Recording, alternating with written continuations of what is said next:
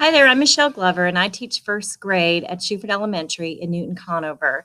Today, I'm not able to be at the council advisory meeting because we have a first grade field trip. Nikki had asked me to share some of the things that we are doing in Newton Conover as early adopters, and so I wanted to go over those steps with you. Forgive me if I peek at my notes, I just don't want to leave anything out. First of all, I've been working with Jessica Fitzgerald, who is our KEA lead teacher, as well as Tammy Brown, who is our director of elementary education. Jessica started this process a couple years ago, being the lead teacher because she had extensive background in pre-K as well as lots of experience with anecdotal note taking. So she was named the lead teacher. Shuford was the first school in our district that piloted the KEA. And with Jessica's help, she led them through the process, and then she became part of the district implementation team. And then she, of course, went and trained and gave PD to the other kindergarten teachers in our district after that. Tammy has been really helpful as far as coming into my classroom and helping me figure out different activities that I could be doing to look for evidence, as well as purchasing more games and some hands-on things that would give my students some more free choice activities, which allows me to see some of the constructs or evidence for the constructs that we're doing. Jessica continues to train and support the kindergarten teachers in our district, and going into their classrooms as well to support them in any way that she can.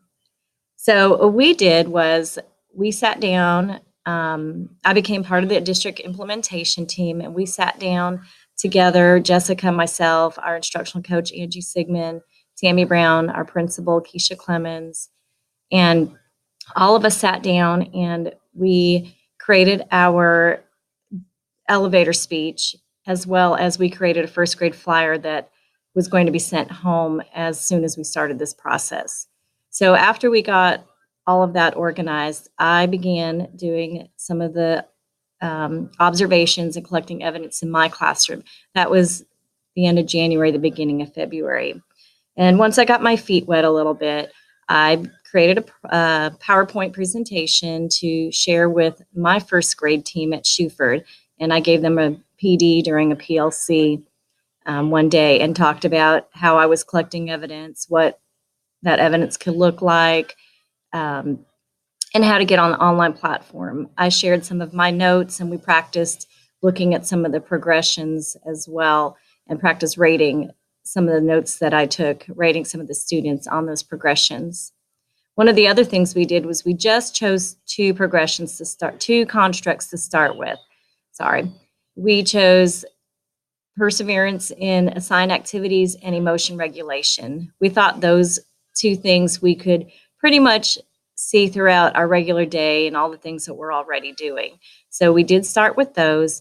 And so once I trained my first grade team, they began the process as well in their classroom. In April, earlier this month, I used my same presentation and went out to our other two schools in our district and gave a training to the other first grade teams as well, showing them how to get on to the online platform, different ways that they could collect evidence, what kind of evidence they collect, all those kinds of things. I also shared with all of the teachers a folder that included all of the constructs that they would need, not just the two that we chose for this year, but all the ones that they will need for next year as well, so they could be looking forward and getting an idea of what they'll be doing when we go full force next year. I also included the quick guides, as well as some links in my presentation to different data collection checklists, so that we could make sure that we're collecting data and evidence on each student. So I gave them some choices of different types of checklists they could use as well. After that, we will start next year bringing on a second grade teacher that will be the lead teacher for second grade, and they will continue the same process. So each year we're slowly getting our feet wet and then bringing more teachers on board, and then the following year they'll go full force. So our plan is to have all of our K-3 implemented by 2019, 2020. And so that's our plan right now. And I continue checking in with the first grade teachers that I've given PD to see if they need anything and any other support. So I hope this helps as you start this process in your schools. Thank you.